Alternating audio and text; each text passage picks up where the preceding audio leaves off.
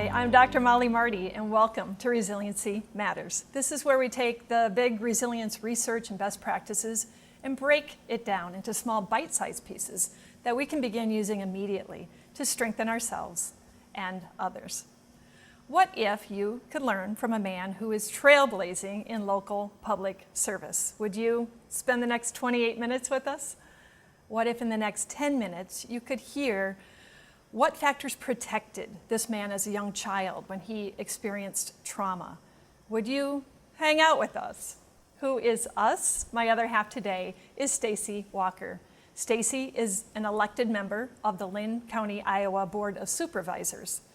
When he was 4 years old, he lost his mother to a homicide that remains unresolved today, and he was raised in Cedar Rapids, Iowa by his grandmother.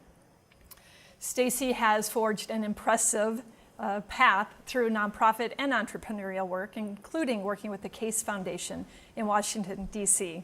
So happy to have you with us today. Welcome, Stacy. Thank you so much for having me, Mollie. So you experienced as a child both the chronic trauma of poverty and other things, as well as the tragic loss of your mother. Tell us about your childhood. Well, when I was young, I was raised initially at first by my mother, who was a teenage mom. She did not have a college education, but she did the best she could. She raised me and my younger sister primarily in Section 8 housing units around the southeast side of Cedar Rapids. When I was 4, my mother had a friend who lived in Buffalo, New York, who was ill.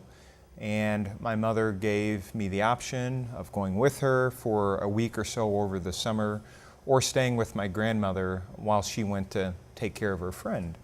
My grandmother, like most other grandmothers, knew how to bake, and so I was really interested in sticking around with my grandmother. So my sister and I stayed with my grandmother while my mother went to New York, and unfortunately that was the last time I saw my mother.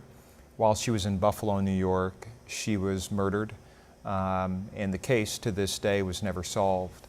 My sister and I went to live with my grandmother permanently, who also was a single parent for most of her life. She actually went to college late in life, in her 50s, and graduated from Kirkwood Community College here in Cedar Rapids. Her dream was to become a nurse, and she raised my sister and I on Social Security benefits, fixed income. Of course, after retiring from her job of being a nurse's aide in the hospital system here. We grew up in a pretty dangerous neighborhood.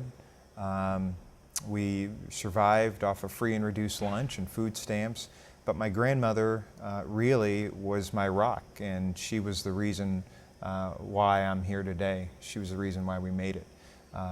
So that's, the gist of my childhood, and it really has informed my views on what's important and what I hope leaders in the community and policymakers need to be focusing on, and that is finding ways in which we can change people's economic dispositions in life, support programs that provide protective factors for individuals experiencing trauma, and individuals growing up in these neighborhoods that we really need to focus on. And I know the first time we chatted about your background, and I was talking about the resilience that you've demonstrated, and I said, how and why? And you said, I'm not quite sure. And then we started talking about the Thrive model that we use through NRI, and it was click, click, click, started falling in place. So your grandmother served as that trusted adult of the Thrive model. The next H is for high expectations. What did your grandmother or others in your life teach you about holding you to a standard of your best efforts or excellence and supporting you in learning and growing? Right. Let me start by saying this. It's a quote from Abraham Lincoln. He said, "Everything I am and everything I ever will be, I owe to my angel mother." That is true for me with my grandmother. She, again, being a single parent, born in Opelika, Alabama, rural Alabama, and coming to Chicago originally towards the tail end of the Great Migration, where many African Americans were leaving the American South for the Midwest and for the West Coast. She really was the exemplary role model in my life.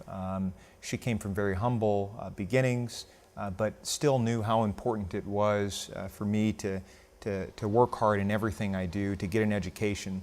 And seeing how hard she worked and understanding her expectations for me really made me understand that excellence is something that can be learned. It's a learned habit, and excellence should be the standard.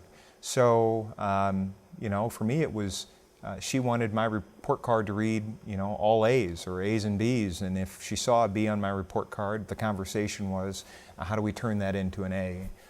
What resources do I need? She kept me in the church against my will on many occasions. We went to church often. And she was a big proponent of making sure I participated in as many programs and other sort of extracurricular activities as possible.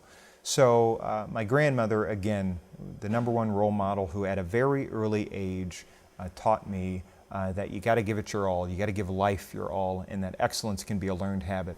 And of course, as I said, I participated in a lot of other activities, and I was an athlete in high school and in college, and when you get into that world too, you kind of learn how important it is to treat excellence as a habit. And that's the perfect segue to the THR, is resilient skills building. And you did learn a lot of that as an athlete. It has built-in adversity and tough losses. What mindset have you found that really serves you through that type of adversity in life? Yeah, well, adversity is going to happen to everybody at some point and at varying levels. I played football in high school and in college, and you learned how to accept a loss, but you don't accept a single loss as a final defeat. The same is true for life. So your mindset has to be something where you control what you control, and all of the things that are outside of your control, you have to somehow let go of those things. You work on, again, the things that you can work on. You understand excellence as something you can achieve, excellence as the norm, and you never let, one of the things I heard a coach say to me one day was, you don't let your highs take you too high, and you don't let your lows destroy you. And so that's kind of the mindset I take with me in terms of building resilience. Excellent advice in athletics and in life. Tool number one for today: create a norm of excellence for yourself and for all the kids in your life. Nurturing hope for a better future? Stay with us.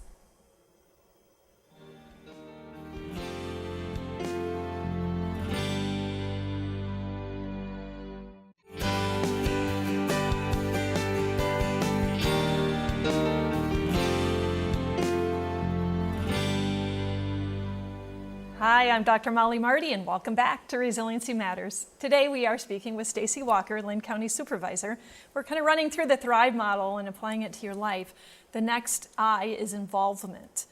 What is your first memory of being part of a community as a child?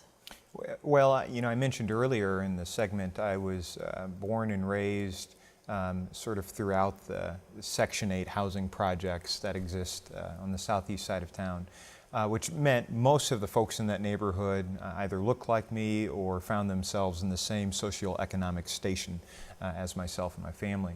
There were a lot of kids, and one of the earliest memories I have of being a part of a community is just being outside playing on the playground. And we often had folks from outside of the community come into the neighborhood, and we would venture outside of the neighborhood. And one of the things that really stood out to me was how we all sort of had each other's back on the playground, and there were a couple times where some playground fights would break out, and I clearly remember feeling an obligation to de-escalate the fight or sort of stand in between two people fighting, because they were my tribe, they were my people, that was my community, and we all kind of hung together in that regard.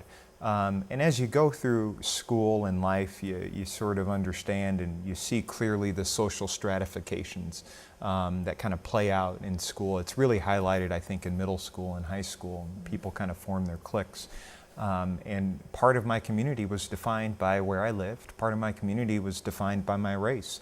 And it just so happened that most of the African Americans growing up in this community, in the larger community, happened to find themselves in the same social economic position.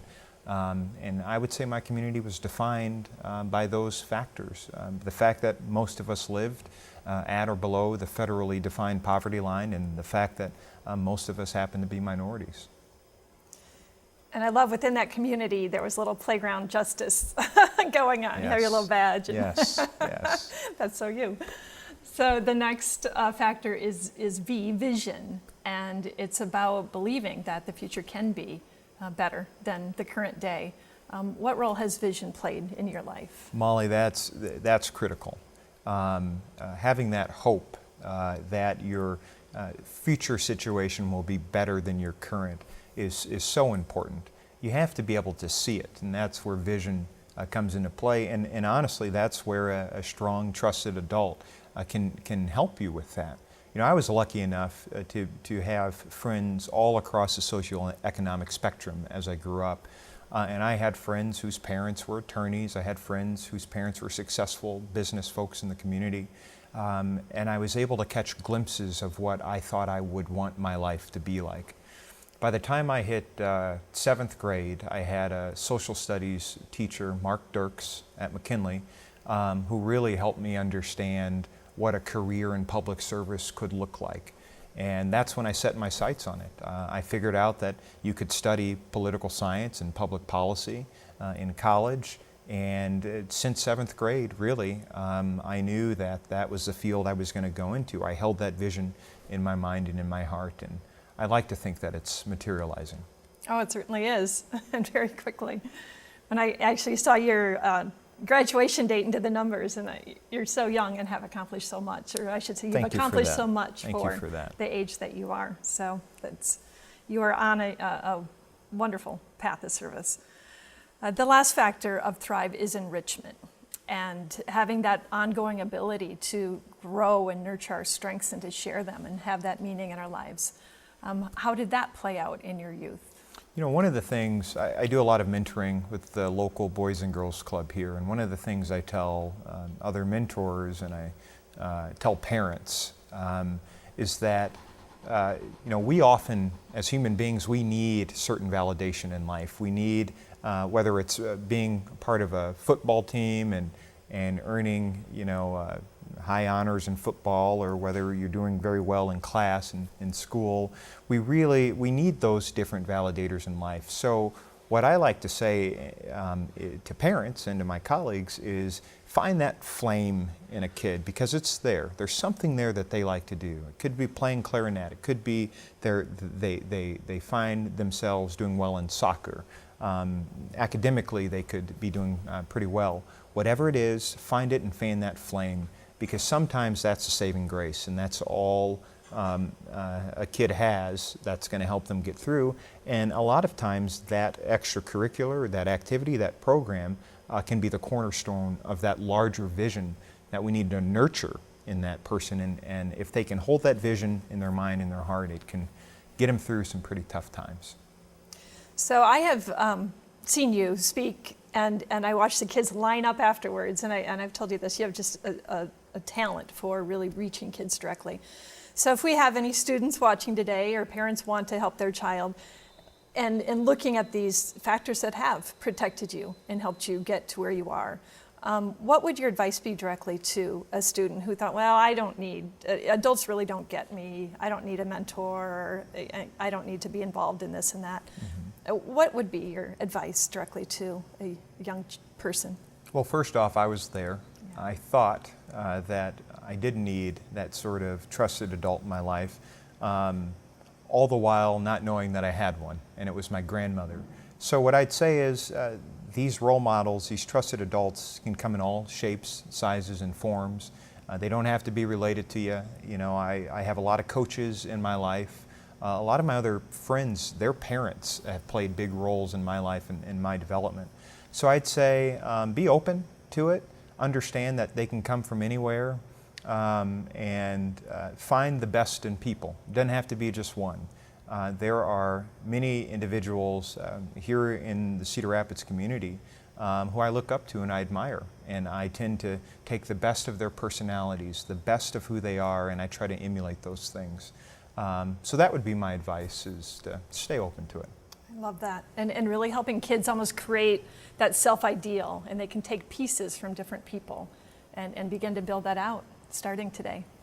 Great advice from Stacy Walker. So here's tool number 2. We all need validation. Help others feel good about who they are and help them see themselves as greater than their current situation. Collaborating to create safe, equitable, and thriving communities. More about this when we come back.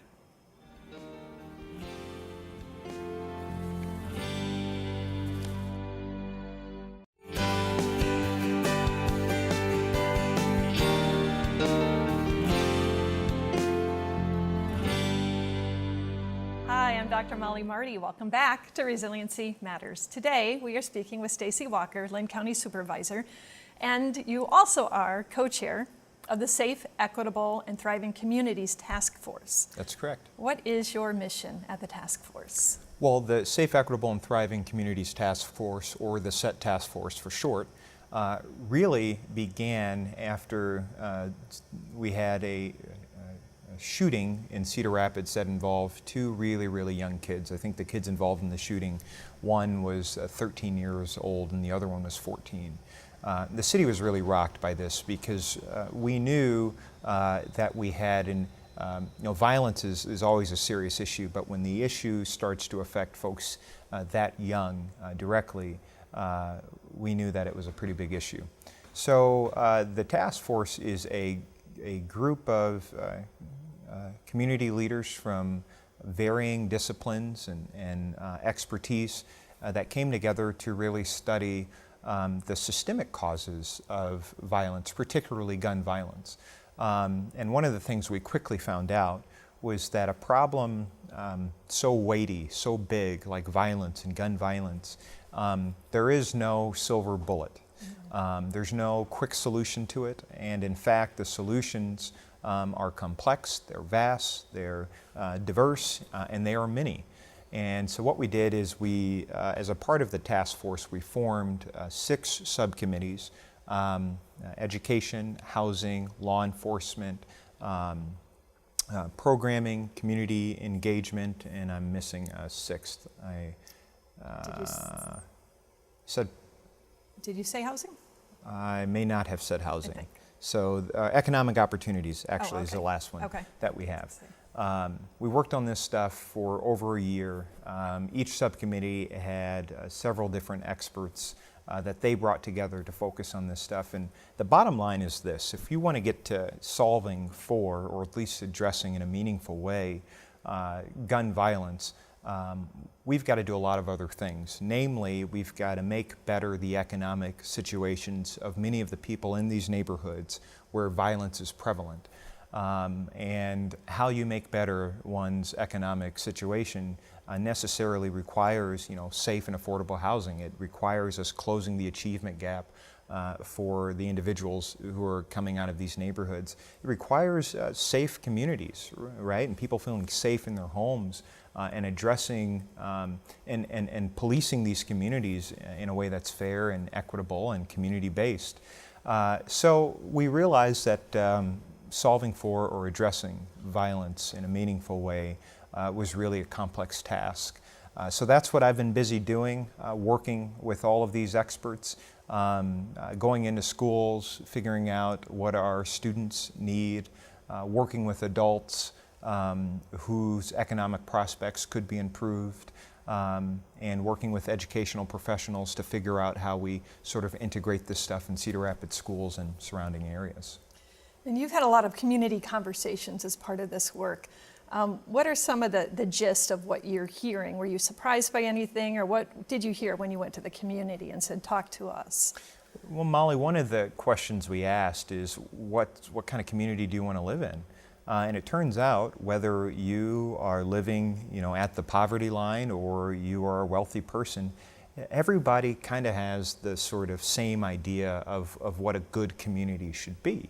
And that was pretty telling to us. Everybody wants to be safe. Everybody wants to have a job where they can earn enough money to live a dignified life and provide for their family. Everybody wants their schools to be good, and folks want to know their neighbors.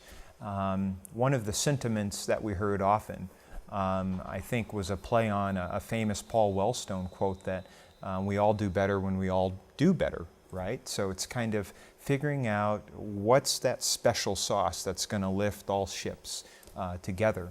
And really, that gets at the heart of the safe, equitable, and thriving communities. What is going to be best for the whole? How can we maximize the amount of good that we do for everyone? So those were more or less the sentiments that we heard when we talked to individuals in the community. I love that sense of interconnectedness, and we all truly want the same things for ourselves and for our families. And so then you start looking at how to get there. I know you have a particular passion for the subcommittee work on economic development. Tell us a bit more about that. Well, we're calling it economic opportunities. There are economic development professionals that when you say economic development, they think of sort of one thing. The reason we chose to go with economic opportunities is because we feel that everyone in the community needs to have access to a good education. They need to have access to good jobs. They need to have access to job training and job interview training and things of that nature.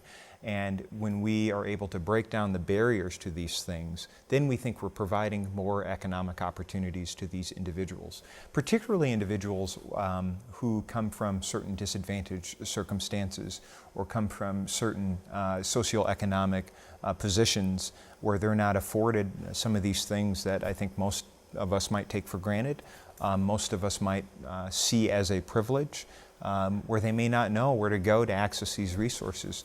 So I really wanted to focus in on breaking down barriers to economic opportunities because, again, I think that's the magic sauce. I think that's a silver bullet. If individuals in all quadrants of our community had the opportunity to work a 9-to-5, earn enough money to take care of their family, put food on the table, put a little money away in the bank and save it, and had the opportunity to advance in their career, I think if we could share the wealth, so to speak, if more of those opportunities were available to a larger swath of our population, we would see a necessary decline in violence. And so that's one of the subcommittees that I think there's possibly the most opportunity to do the most amount of good for our residents. And then across this work, underlying it, the report is very well written, well done, but you talk about that underlying sense of despair and hopelessness that's being fed by these barriers. Yeah. Tell me about that. That's just it. We hit on it earlier in the segment. It's what I may call a lack of vision, others may call a lack of hope. The inability to see that their future can be better than their present circumstance. And what is so important to a lot of these problems, whether it's gun violence, whether it's the pervasiveness of poverty or mental health issues that we may face, it's allowing people to understand that their tomorrow can be better than their today. And that's a lot harder, and we need serious community leaders to invest a lot of time and energy in all of these different subcommittees and these different efforts. But I think over time we can get there and we can help people see a brighter future for themselves. Complex work, but powerful, and all of these community stakeholders coming together. I hope you at home are inspired. I certainly am. So here is your tool number 3, a resilient community understands that single issue problems like gun violence have complex roots that are fed by a sense of disconnection, hopelessness, and despair. And as it was said by the community members, we all do better when we all do better. Thank you, Stacy, for bringing these words of wisdom to life for us today. And thank you for joining us at home. This is Dr. Mollie Marti with Resiliency Matters. Thank you for joining us on MediaCom MC22, your local programming leader.